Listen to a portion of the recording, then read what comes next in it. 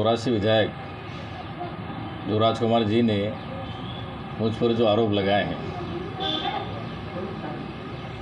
तो मैं राजकुमार जी को ये कहना चाहता हूँ कि राजकुमार जी, आपका बैकग्राउंड क्या था?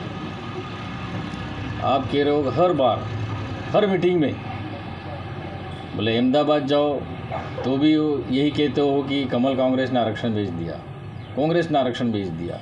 हर सभा में कहीं भी एक बार भी आपने नहीं कहा, वैसी बात नहीं है। सब जगह आपने कहा कि कांग्रेस ने आरक्षण भेज दिया, कांग्रेस ने आरक्षण भेज दिया। 2013 में अधिसूचना जारी हुई थी, 50% ओपन रखा था कि इसमें ST, SC, OBC, जनरल कोई भी जा सकता है। 45 ST के लिए आरक्षित था और 5 SC के लिए आरक्षित था।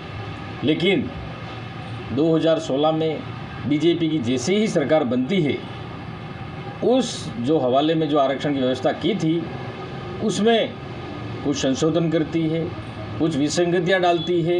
उस वजह से हमारे बच्चे जो ST वर्ग का होता है, जो जनरल फाइट नहीं करता है, तो कईयों के साइन भी हैं, मालवीय जी की भी हैं, पहले जो MLA जितने भी थे उन सबके साइन हैं।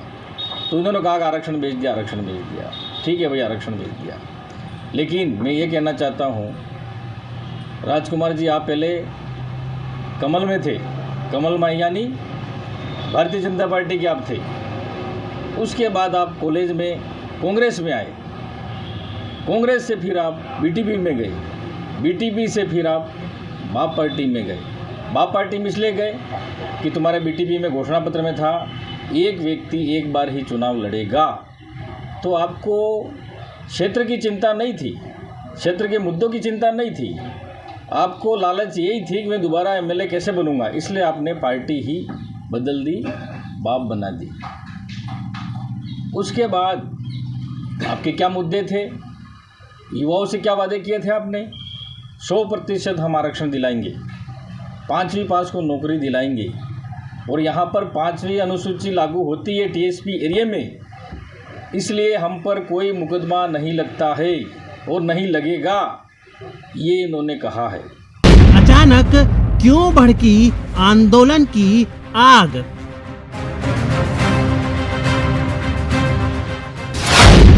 नेताओं के भड़काऊ बयान की कहानी,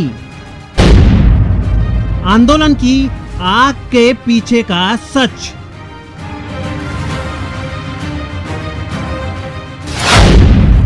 दंगों का राजकुमार अपनी मांग को मनाने के लिए शांतिपूर्वक तरीके से यहाँ बैठे हैं। अगर प्रशासन जबरदस्ती उनको उतारता है और उनके साथ कोई अनहोनी हो जाती है तो पूरे आदिवासी इलाके में बहुत बड़ा आंदोलन होगा। काकरी डुंगरी की जो घटना हुई, पूरी जिम्मेदारी इनकी है। इन्होंने ही युवाओं को उकसाया। आज उन पर जो झूठे मुकदमे लगे हैं, इनकी जिम्मेदारी इनकी है, BJP विधायकों की और इनके कार्यकर्ताओं की है। कई निर्दोष लोग फंस गए, इनके चक्कर में निर्दोष लोग फंस गए। मैं कहना चाहूँगा कि आपने युवाओं को गुमराह किया। युवा जो आगे बढ़ रहा था उसको रोकने का प्रयास किया। उसके बाद रही बात गुरु चेले की, हो सकता है हमारे राजनीति में पार्टी में थे, पार्टी के गुरु थे, अब वो पार्टी से चले गए दूसरी पार्टी में, अब वो मेरे गुरु नहीं रहे। स्पष्ट कहना चाहता हूँ मैं, गुरु हो सकता है महाभारत में भी अर्जुन के गुरु द्रोणाचार्य थे, भीष्म पितामह के गुरु भगवान परशुराम जी थे। लेकिन जहाँ सत्य की बात आती है, धर्म की बात आती है, जहाँ गुरु और शिष्य आमने सामने हुए थे, तो मैं भी वो शिष्य हूँ। गुरु के साथ कभी नहीं जाऊँगा मैं। मेरे खून में कांग्रेस है, मेरी माँ ने मुझे जन्म दिया है, उसके बाद मेरी दूसरी माँ कांग्रेस है। भले यमराज भी ऊपर से उतर कर आ जाए, तू कांग्रेस छोड़ दे तो तेरी जान बख्श दूंगा। मैं उस यमराज को कहूँगा तू मेरी जान ले ले, पर मैं कांग्रेस नहीं छोड़ूंगा। उस खानदान से हूँ मैं। उसके बाद इन्होंने वादे युवाओं को गुमराह किए, कई झूठे सपने दिखाए युवाओं को। जिला प्रमुख की बात की कि आपने जिला प्रमुख में सौदा किया। क्या एमएलए जिला प्रमुख को वोट देता है क्या? आपको इतना पता होना चाहिए कि एमएलए जिला प्रमुख को वोट नहीं दे सकता है, जिला परिषद सदस्य वोट देता है। आपने क्या किया? लोकतंत्र में सबको प्रचार करने का अधिकार है, सबको बोलने का अधिकार है, लेकिन आपने हमारे देश के नेता जो राहुल गांधी जी हैं, उनके झंडे फाड़े आपके कार्यकर्ताओं ने, हमारे गाड़ियों पे पत्थर मारे आपने, मीटिंगें नहीं करनी दी, तो इस तरह से गाली गलौज की, और फिर हमारे सदस्य क्या उनको समर्थन करेंगे? बीजेपी को समर्थन नहीं किया है। जो निर्दलीय चुनाव लड़ी, उसको निर्दलीय सिंबल पर हमारे जिला परिषद सदस्यों ने, उन्होंने वोट किया है, न कि मैंने किया है। इनकी ऐसी जो तानाशाही थी, उस तानाशाही रवैये को रोकने के लिए इन्होंने निर्दलीय को वोट दिया, न कि बीजेपी को वोट दिया है। अब निकाल देना बैलेट पेपर पत्र निकाल देना कि किसको वोट दिया इन्होंने। अब दूसरी बात रही, आप यहाँ पर ये कहते हो कि हम आदिवासी, तो सबसे पहले आप किस व्यक्ति के साथ जयपुर गए थे? कौन सा व्यक्ति था वो? आप आदिवासी नेता के साथ नहीं गए। रघुवीर जी थे, भगोरा जी थे, कई हमारे आदिवासी नेता थे, उनके साथ न जाकर किस विशेष व्यक्ति के साथ आप गए? क्या आपने उस समय मांग नहीं रखी? दूसरी बार आप उदयपुर से हेलीकॉप्टर में गए उस व्यक्ति के साथ। ये युवा जानता है, पूरी जनता जानती है।